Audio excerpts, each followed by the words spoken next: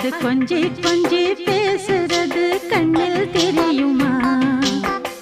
உலகே அழிஞ்சாலும் உன் உருவம் அழியாது, உயிரே பிரிஞ்சாலும் உறவேதும் பிரியாது. உண்ணாமல் உறங்காமல் உன்னால் தவிக்கும் சிந்தாமணி நெஞ்சுக்குள்ளே இன்னார்னு சொன்னால் புரியுமா? அது கொஞ்சி கொஞ்சி